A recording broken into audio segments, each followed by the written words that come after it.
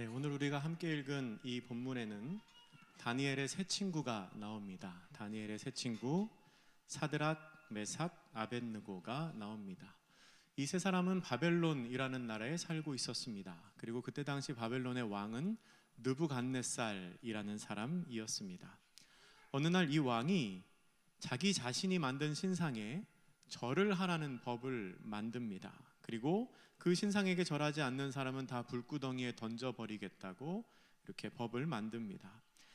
그런데 다니엘의 세 친구들은 그 법을 알면서도 일부러 지키지 않습니다. 왜냐하면 절한다는 건 경배한다는 뜻인데 이 세 친구는 하나님 외에는 그 어떤 존재에게 경배할 마음이 없었기 때문입니다. 다른 신하들이 왕에게 그 사실을 고하자 왕은 사드락과 메삭과 아벳느고를 불러서 협박을 하기 시작합니다. 신상에게 절하지 않으면 정말로 불구덩이에 던져버리겠다는 겁니다. 그런데 이 세 명의 친구는 그 얘기를 듣고도 딱 잘라서 말합니다. 본문 16절에 나오는 표현에 의하면 왕이여, 우리가 이 일에 대해서는 왕에게 대답할 필요가 없나이다 라고 말합니다. 이게 무슨 뜻입니까? 이미 왕에게 대답을 했고 그리고 두 번 다시 그 대답이 바뀔 일은 없을 테니까 다시 물어보지 말라는 겁니다.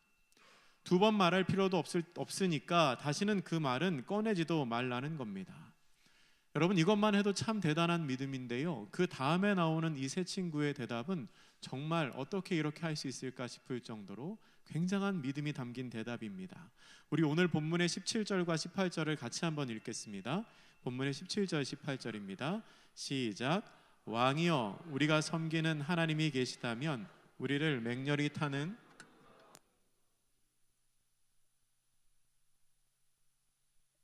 그렇게 하지 아니하실지라도 왕이여, 우리가 왕의 신들을 섬기지도 아니하고 왕이 세우신 금신상에게 절하지도 아니할 줄을 아옵소서. 아멘.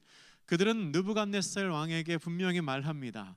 우리 하나님이 계시다면 우리를 건져 주실 걸 믿습니다. 그런데 그렇게 하지 않으실지라도 우리는 왕에게 절하지 않을 겁니다 라고 말합니다. 정말 대단한 믿음이지요. 우리는 보통 이 본문을 읽을 때 이 세 친구의 믿음에 집중합니다.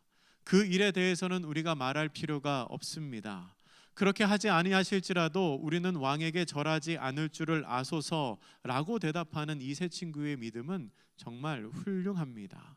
근데 오늘은 이 세 친구보다는 그들을 주목하시며 그들을 통해 그들을 위해 일하시는 신실하신 하나님에 대해서 생각해 보려고 합니다.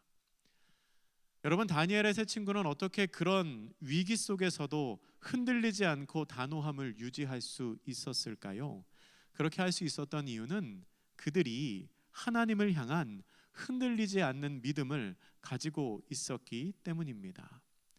그들이 말한 그렇게 하지 않으셔도 절하지 않겠다라는 말은 어떤 조건에 따라 달라지는, 우리의 마음이 조건에 따라 달라지는 게 아니라는 뜻입니다. 상황이 달라지더라도, 어떤 상황이 되더라도 우리는 그 하나님을 믿고 의지하고 따라가겠다는 고백입니다. 그렇다면 그들의 믿음은 어디에서부터 왔을까요? 그들이 어떻게 그렇게 말할 수 있었을까요? 그 믿음은 신실하신 하나님을 믿는 데서부터 왔습니다. 먼저는 신실하신 하나님을 알았고 그 신실하신 하나님을 믿는 데서부터 왔습니다. 그들은 하나님이 내가 신뢰할 만한 분이고 나를 향한 은혜가 변하지 않는 신실하신 분임을 알고 있었습니다. 지식적으로도 알고 있었고요, 체험적으로도 알고 있었습니다. 다니엘서 1장을 보면 다니엘과 세 친구에 관해 설명하는 장면이 나오는데요, 그들은 유다 자손이라고 합니다. 그리고 모든 지식에 뛰어난 사람들이라고 기록합니다. 지식적으로 하나님을 알고 있었습니다. 경험적으로도 알고 있었습니다. 그들은 채식만 해도 얼굴이 육식을 한 다른 사람들보다 더 좋아지는 은혜를 경험했습니다. 그리고 하나님께서 다니엘에게 지혜를 주셔서 느부갓네살의 꿈을 해석하게 하는 것을 옆에서 보기도 했습니다. 그들은 이미 하나님이 어떤 분이신지를 알고 있었습니다. 그리고 하나님 그런 분이시기에 그들에게 있어서 하나님을 선택하는 것은 당연한 고백이고 또한 당연한 결단이었습니다. 새 친구의 말을 들은 느부갓네살 왕은 너무나 화가 많이 났습니다. 그래서 그들을 맹렬히 타는 불 속으로 던져버리라고 명령을 합니다. 얼마나 화가 났던지 평소보다 불을 7배나 더 뜨겁게 하라고 명령합니다. 그리고 얼마나 마음이 급했던지 옷을 입은 채로 그들의 모자도 벗기지 않고 그냥 그대로 묶어서 불 속으로 던져버립니다. 여러분, 당시에 보통 사형수는 옷을 벗기고 형을 집행하는 게 일반적이었습니다. 그럼에도 이렇게 옷을 입은 채로 풀무불 속에 던졌다는 것은, 그리고 정식적인 재판 과정 없이 그냥 그 자리에서 묶어서 불구덩이에 던졌다는 것은, 이게 정식적인 사형 집행이 아니라 왕의 분노에 찬 직결 심판, 직결 처형임을 알 수 있습니다. 이 새 친구로서는 믿음으로 말미암은 결단으로 인해 갑작스럽게, 변론할 그 재판의 과정도 없이 갑작스럽게 어마어마한 고통을 겪게 된 것입니다. 그런데 신실하신 하나님께서는 그들을 그 고난 가운데에 그냥 버려두지 않으십니다. 하나님께서는 그들만 그 고난 속에, 그 고통 속에, 그 불구덩이 속에 있게 하신 게 아니고, 그들이 있는 그곳에 하나님이 함께 계셨습니다.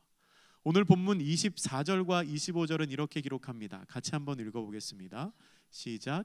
그때에 느부갓네살 왕이 놀라 급히 일어나서 모사들에게 물어 이르되, 우리가 결박하여 불 가운데에 던진 자는 세 사람이 아니었느냐 하니, 그들이 왕에게 대답하여 이르되, 왕이여 옳소이다 하더라. 왕이 또 말하여 이르되, 내가 보니 결박되지 아니한 네 사람이 불 가운데로 다니는데 상하지도 아니하였고 그 넷째의 모양은 신들의 아들과 같도다 하고. 아멘. 그 세 친구가 불구덩이에 던져진 직후에 있었던 일입니다. 분명히 세 사람을 던졌는데 가만 보니까 네 사람이 있습니다. 그리고 분명히 줄로 묶어가지고 던졌는데 가만 보니까 그 줄이 다 풀려져 있습니다. 여러분, 오늘 본문에 나오는 신들의 아들이라는 표현은 하나님의 명령을 따라 심부름을 하는 존재, 즉 천사로 생각됩니다. 그런데 그 존재가 천사인지 하나님인지는 사실 중요하지 않습니다. 분명한 것은 하나님께서 불 가운데 있는 그들을 기억하셨고 그들과 함께 계셨다는 겁니다. 그리고 그들은 지금 비록 불 가운데 있지만, 고난 가운데 있지만 결박이 풀어져 있다는 사실입니다. 자유로워졌다는 사실입니다. 비록 불 가운데 있었지만 하나님이 주목하는 그들이 하나님과 함께 있었습니다. 그리고 비록 고통 가운데 있었지만 그 안에서 자유함을 느꼈습니다. 그 일을 보고 놀란 사람들이 어떻게 하나요? 새 친구를 불 가운데서 건져내고, 우리가 읽진 않았지만 28절 본문을 보면 그들을 지켜주신 하나님을 찬양합니다. 새 친구만 하나님을 찬양하는 게 아니라 그 일을 보고 있던 느부갓네살 왕이 하나님을 찬양합니다. 여러분, 우리 하나님은 그런 분이십니다. 우리가 고난 중에 있을 때 그냥 두고 보시는 분이 아니라 그 자리에 함께 하시는 분이십니다. 그곳에서 우리를 지키시는 분이십니다. 고난 중에도, 그 어려움의 틈바구니에서도 자유를 허락하시는 분이십니다. 그 새 친구가 비록 불구덩이 속에 있었지만 그 안에서 자유했다는 사실입니다. 그리고 결국 그 고난에서 우리를 건져 주시는 분이십니다. 그렇기 때문에 우리는 그 하나님께 감사하며 찬양하는 것이 마땅합니다. 그분을 향한 우리의 마음을 고백하는 것이 너무나도 당연합니다.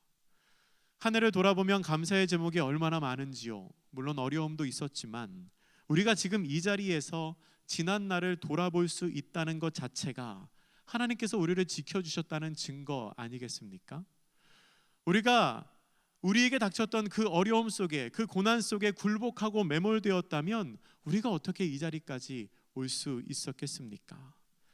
특별히 하나님께서 새 친구를 지키신 것처럼 맹렬히 타는 것과 같았던 그 지난 여름 7, 8월을 은혜 가운데 보내고 이 풍족한 계절 가을을 하나님께서 허락하시지 않으셨습니까?